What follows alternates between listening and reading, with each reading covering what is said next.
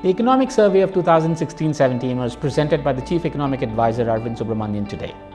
This report opened with a section on 8 interesting facts about the Indian economy. Keeping with that spirit, I thought I will highlight 8 interesting observations about the Economic Survey of 2016-17. Number 1. The most widely anticipated chapter on demonetization was a large chapter with lots of charts and graphs.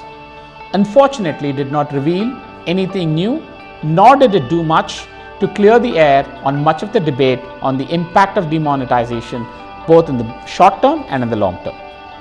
Number 2.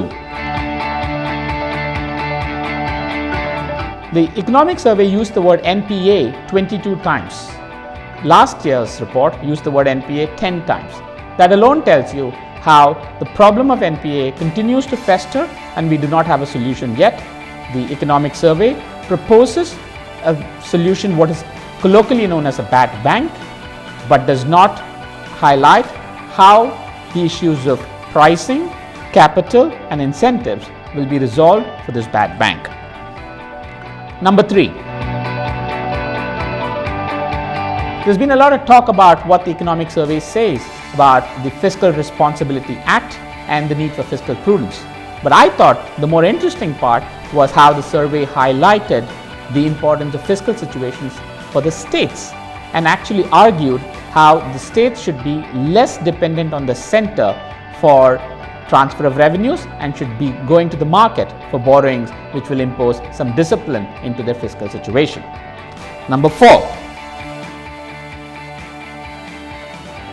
The Economic Survey almost suggests that the gap between India's demographic dividend and a demographic disaster is a cow.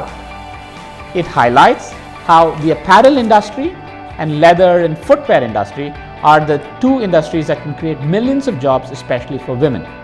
While there are many factors such as labor laws, tariffs and taxes that hold back the development of these 2 sectors, there is also the ban on cow slaughter that makes India uncompetitive in the global export market for leather hides.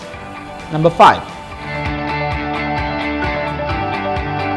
The issue of universal basic income got a lot of attention leading up to this economic survey. But contrary to expectations, the Chief Economic Advisor has showed how the current distribution of subsidies is skewed in the sense that the poorest districts do not actually get all of the subsidies that is meant for them, and it merely floats the idea of basic income and suggests that this is an idea that is worth discussing and debating. He does not advocate immediate implementation of this idea.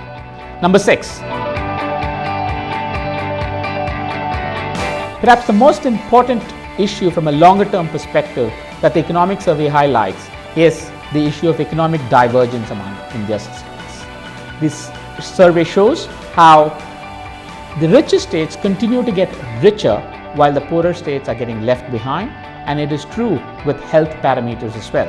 This makes India a complete outlier in the world, and it has some significant consequences for policies such as GST and India's federalism in general.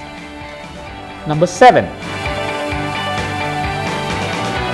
Perhaps the most interesting revelation in this year's economic survey is the one about trade and migration within India. Trade and migration in the global context is in the news these days thanks to US President Donald Trump.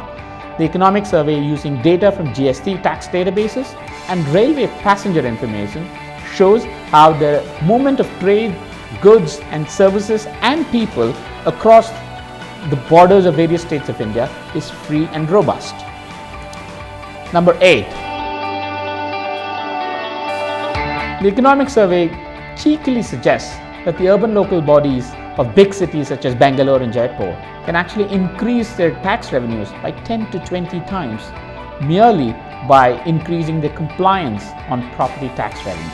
It does so by using some fascinating data from satellite images and municipal corporation documents. These, I thought, were the 8 interesting observations from today's economic survey.